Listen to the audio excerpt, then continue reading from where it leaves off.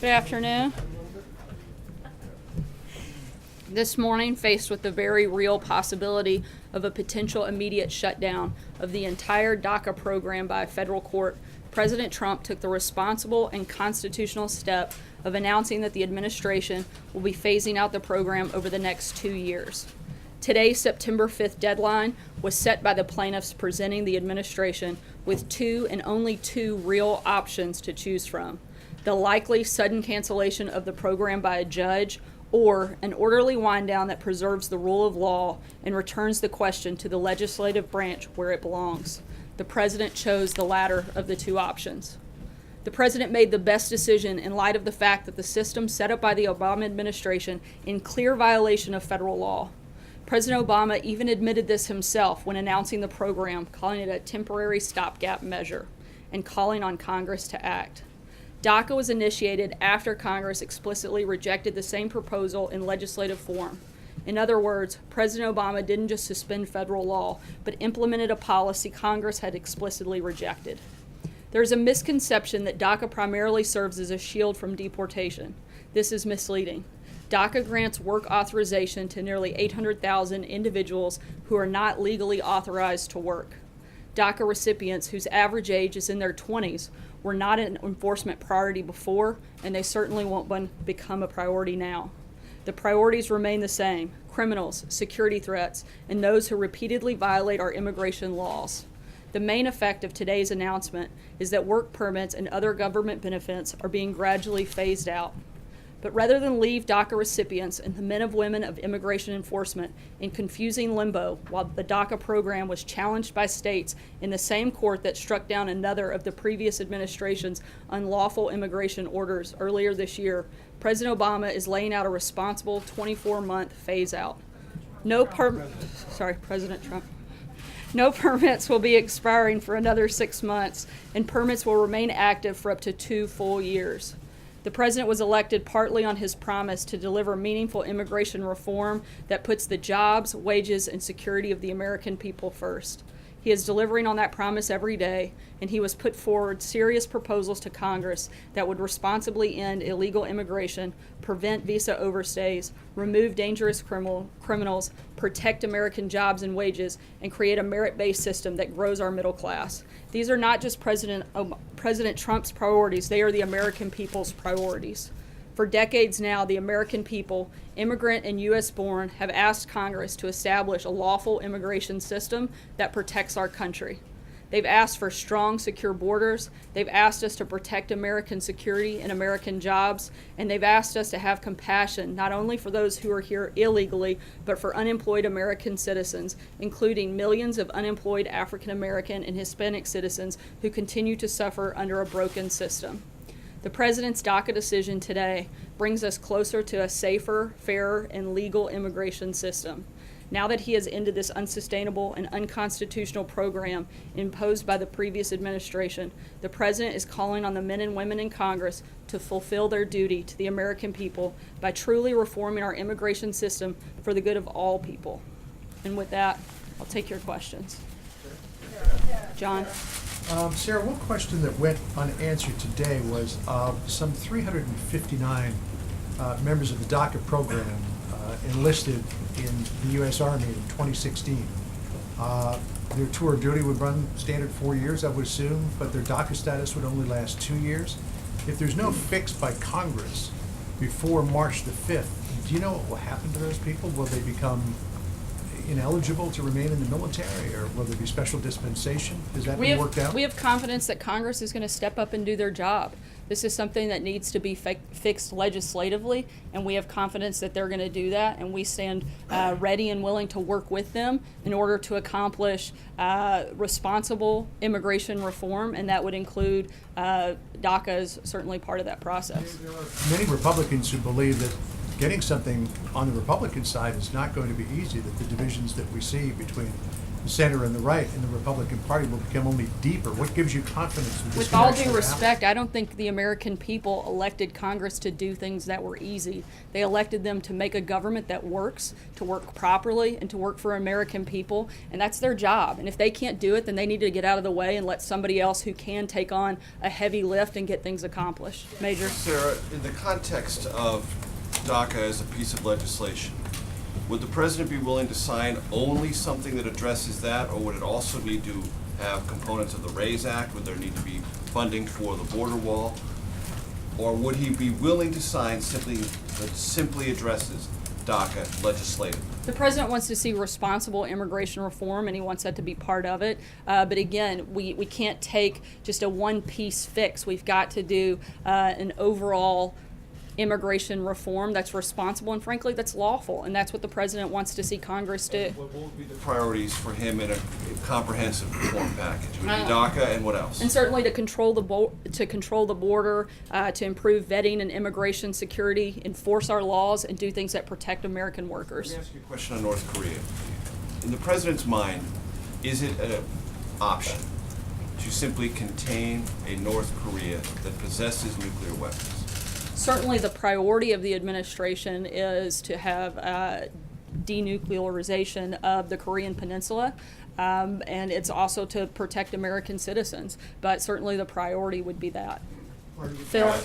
Sarah, you're talking about a comprehensive immigration fix from Congress in a span of 6 months, and much to the president's frustration, Congress hasn't been able to really do much at all this year. What gives him confidence that they're going to be able to act on immigration? Has he spoken to any congressional leaders since making this DACA decision? He's spoken to a number of leaders, but hopefully, as you guys all know, they just came back from a 3-week vacation. I think that they should be rested and ready to take on some big challenges that America Why faces. put the fate of the lives of 800,000 Because it's Dreamers Congress's people in job there? to legislate. It's not the president's job to create law.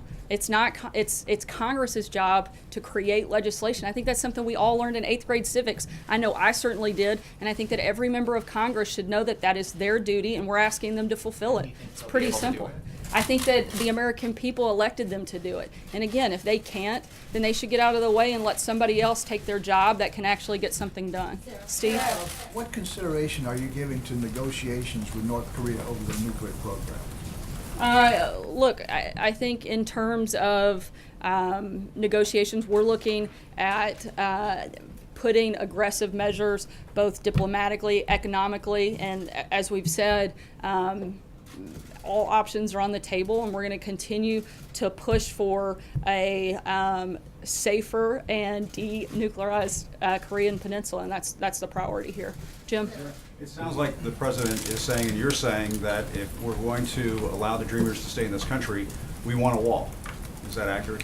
I don't think that the president's been shy about the fact that he wants a wall, and certainly something that he feels is an important part of a responsible immigration reform package. Can I ask you one follow-up question? Why did the president not come out and make this announcement himself today? Why did he leave it to his attorney general?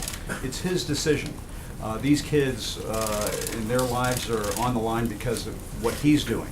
It's Why in not large- have him come out and make this It's call? in large part a big part of the legal process. This was deemed illegal by, I think, just about every legal expert that you can find in the country, including many of Obama's own attorneys, said that this was not lawful program. Right. And therefore, it would be the Department of Justice to make a legal recommendation, and that's what they did. But the attorney Matthew. general said, Thank you, Sarah. Would quick question, yes or no, and then a follow-up. Would the president sign a standalone DACA extension? Again, I've addressed this. The president is hoping to work with Congress on responsible immigration reform, and I laid out the priorities that the administration has on that front.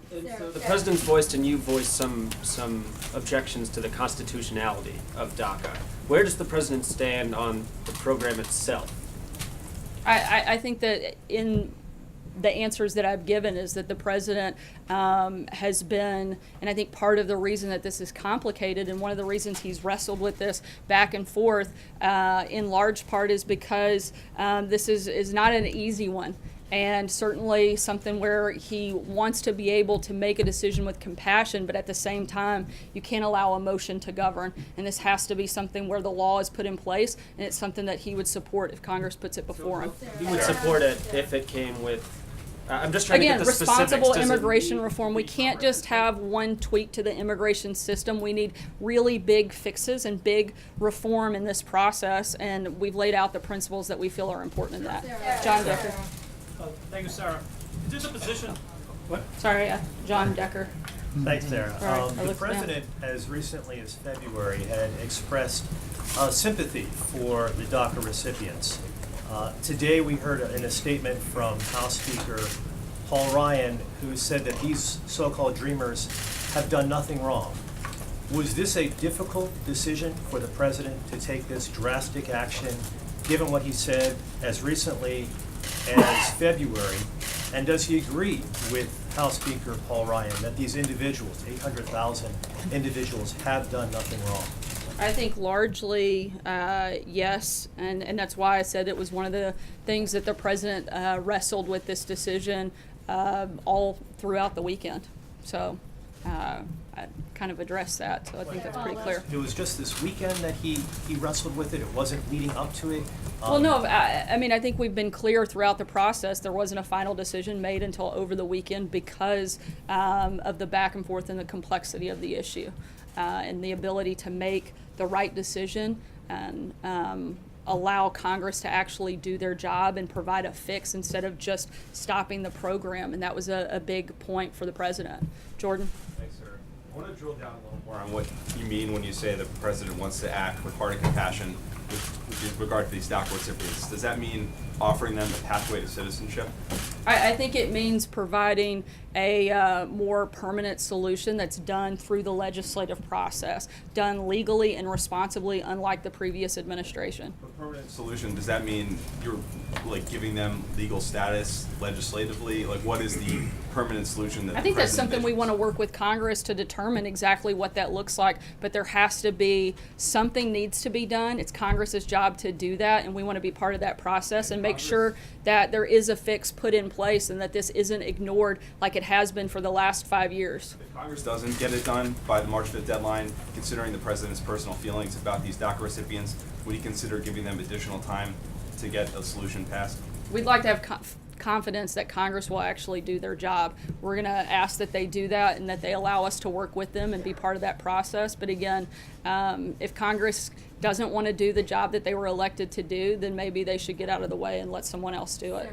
Stephen? Sir, when we heard from the Attorney General this morning, he repeatedly referred to DACA recipients as illegal aliens, and at one point he intimated that hundreds of thousands of Americans did not get jobs that were taken by DACA recipients. Does the president share that view?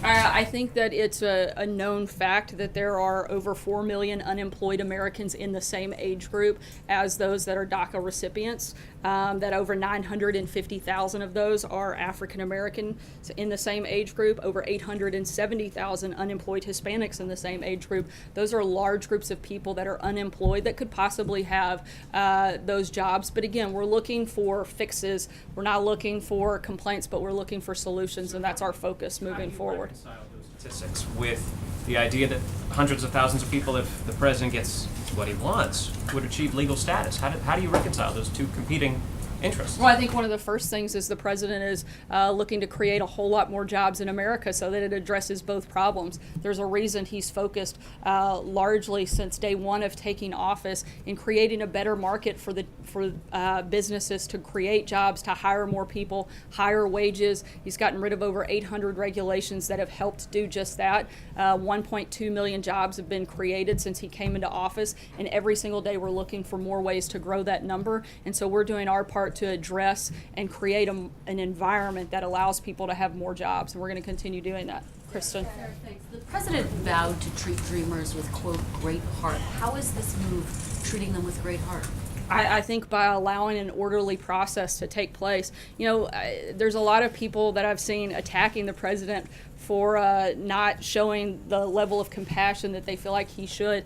To me, the most heartless thing that I've seen all day today is that Democrats like Nancy Pelosi are using this decision today for fundraising while the president's trying to fix this situation. They are politicizing an issue instead of actually doing their job. If they would spend less time fundraising and more time focusing on solutions, we wouldn't even be in this problem in the first place. On the president's decision, where all of this stems from, Dreamers, supporters of Dreamers say this is cold-hearted. You're leaving the future of 800,000 people uncertain, up in the air. What's your message to them? It's not cold-hearted for the president to uphold the law. We are a nation of law and order. And the day that we start to ignore the fact that we are that, then we throw away everything that gives these people a reason to want to come to our country. If we stop becoming the country that we were envisioned to be, then we throw away what makes us special, which makes America unique. This president's not willing to do that. The previous administration was, this one isn't. But we want to have real solutions. We want to have laws that address these problems, but it's Congress's job to legislate, not the president's. And we actually want to uphold the Constitution, and I think people across this country should be celebrating the fact that they have a president that is standing up and upholding the Constitution as he was elected to do. Margaret? I'd like to ask you about North Korea, but quickly on DACA. Is the president committed to honoring the will of Congress, essentially whatever Congress passes on DACA, or does he reserve the right to veto a DACA fix if he feels that it doesn't kind of holistically do what you're talking about, a bigger picture thing that touches on some of these? As I've said, we want responsible immigration reform, and that would be part of that package and part of that process. So on the North Korea, if I could just ask. Vladimir Putin has said that he doesn't believe that sanctions are going to work at all against North Korea, and I'm wondering whether the president himself is coming around to that perspective, or whether he still believes sanctions can be effective, and if he has any plans that you could share with us to talk with the Chinese president or the Russian president himself. Look, we've been clear about what our priorities are, that now is not the time for us to spend a lot of time focused on talking with North Korea, but putting all measures of pressure that we can, and we're going to continue through that process. We've also said that everybody, including Russia, including China, need to do more to address the threat. This is a global threat, and everybody needs to take part in putting pressure on North Korea.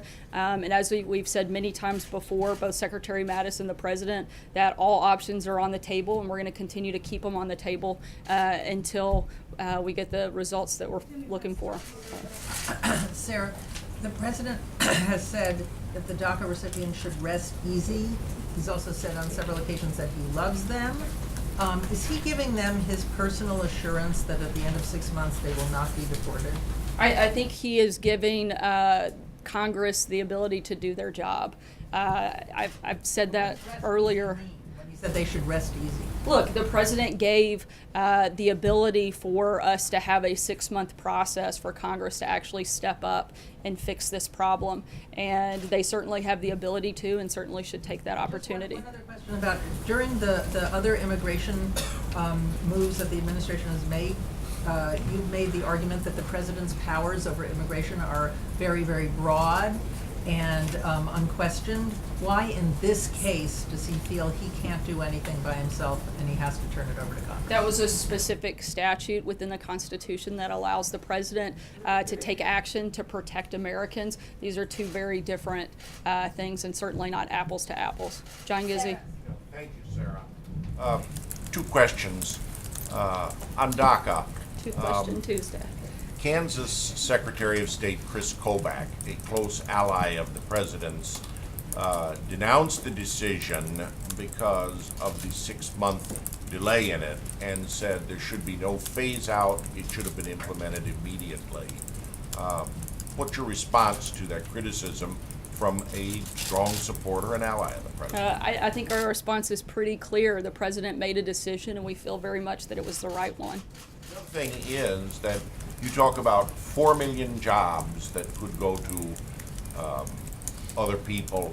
Has the president ever discussed this part of DACA with some of the leaders of organized labor to try to involve them in the process? President Trump of the AFL-CIO, President Hoffa of the Teamsters, and others that they work with. I'm not sure about specific conversations on that exact figure, but I do know that he has had conversations with individuals and relevant stakeholders in this process on both sides that know that that is an issue, whether DACA existed or not, the fact that there are 4 million people in this age group that are unemployed, and certainly why creating a better job market is a priority for the administration. Francesca. Thank you, Sarah. I wanted to follow up on what Jim asked. I don't know that we heard back here the rest of your answer. You said that the reason that Attorney General Jeff Sessions put out the earlier statement on camera was because it was a legal argument. But a lot of what we've been talking about in here is a legislative argument. Why have we not heard from the president directly on this today? And can we expect to hear from him later today on this? You have heard directly from the president. He issued a pretty lengthy statement directly from the president. Why was it Attorney General Jeff Sessions that went on camera when the president hasn't went on camera to make this case today about what a big heart he has and how compassionate he is and how he wants Congress to take legislative action on this to essentially save DACA? The president's spoken about this numerous times in the past, but at the same time, this was a legal issue because there was a court decision that had to be made with a timeline not placed that the administration created, but a timeline that was created by the attorney generals in those states that were forcing this issue and this decision to take place by today. It was a legal decision, and that would fall to the attorney general, and that's why he would be the one making the announcement. Peter. Talk about stakeholders. Has the president met any enrollees in the DACA program? I believe he has had several conversations with enrollees and those that have been part of the program. Can you tell us anything about that and what context and what have you got out of those conversations? Look, again, I think that the president's goal was to talk to a lot of people on both sides of the issue and, one, do what it takes to uphold the law, uphold the Constitution, but also allow Congress to create a permanent solution and fix the problem, which he's done by allowing for that 6-month period. Have you had those conversations recently as part of this recent deliberation? Again, I'm not sure on the exact timeline, but I know he has had many conversations with people on both sides of this issue. Certainly people that support keeping it as is and those that support getting rid of it. People will be affected by it though, right? Right. Again, like I said, I know had conversations with people that have been part of the program. Catherine. Sir, you said the president wrestled with this decision all weekend. Can you walk us through any of the process he went through to get to this? When did he make the decision? Who was he consulting with? Sort of how this came about? Yeah, he made the final decision over the weekend, and as I said, he spoke to many relevant stakeholders and individuals that support a variety of positions on this program. Also, Sarah, can you tell us anything about the meeting today with the Big Six? What are you expecting out of that, or anything you're hoping to get out of that? We'll continue to keep you guys posted. I think the ultimate goal is, as Congress is coming back into session, to talk about some of the big priorities, certainly tax reform, immigration reform, among many other things that are going to be on the agenda for the fall. Noah. Sarah. Go ahead. I'm sorry. The president. I'll go here and then I'll come back to you. The president's basically told Congress to do this, but he hasn't written any legislation similar to how he approached. I didn't know it was the president's job to write out specific details of legislation. I think that's other presidents exactly with what their the major initiatives have taken a greater role in helping to craft that legislation. They found friendly allies in Congress to actually be the ones to propose it, but this president has not. Why has he made that shift? And does he think is he reconsidering it in light of the fact that some of the other major pushes he's tried to make have not been successful legislatively? We've laid out detailed principles, and we have worked with members of Congress on specific pieces of legislation, and we'll continue to do that. Thank you, Sarah. Quick international question. The situation in Myanmar is quickly escalating into a major humanitarian crisis. Has the president been briefed on the situation in Myanmar, and if so, is he planning to speak to any of the leaders in the upcoming meeting about this situation? I know this is something that we're monitoring closely, but I'm not aware of any specific conversations that are planned at this time. But as always, in calls like that, we will keep you guys posted and put a readout after. Cecilia? The president says that Dreamers won't be a priority for enforcement, but that's not a guarantee of protection. Is this White House willing to offer one?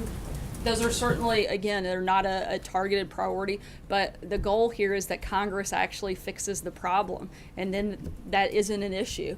And so that's the focus over the next 6 months, is making sure that something takes place, that Congress does their job, and a real solution is implemented. But is there a way to put this in writing so that these 800,000 people who are very fearful of ending up in a country that they don't know have some guarantee that in fact they won't be deported in 6 months? I think that the statement that the president put out earlier today lays out what the priorities are and lays out what the focus of the administration is, and that if they are not targets, they are certainly not priority targets of this administration. They weren't before and they won't be now. And again, Congress has 6 months, which is a pretty long time to get something done, and we hope they do, and there's a solution in that so that this isn't a problem moving forward. Yeah. I was wondering, you mentioned that the president had spoken over the weekend or in recent days to various stakeholders. We had talked to the Attorney General's office in Texas, and they had said they did not get a heads up or any, nobody conferring with them about this. Did you all talk to the 10 states, and are you positive that they are not suing? I know that various members of the administration have been in contact with individuals in those states. I'm going to wrap here, but I have one note to. Wait, we didn't answer the second part. I have one thing I'd like to just add. The president will be announcing the donations that he will be personally making to the various charities, and thank you to those of you that have submitted. We had several people put in submissions, and he'll be doing that tomorrow. And again, I know there were a lot of questions over the weekend. That will be a personal donation of $1 million from the president to various organizations and charities, many of which came from this room. So thank you again for that. Hope you have a good day.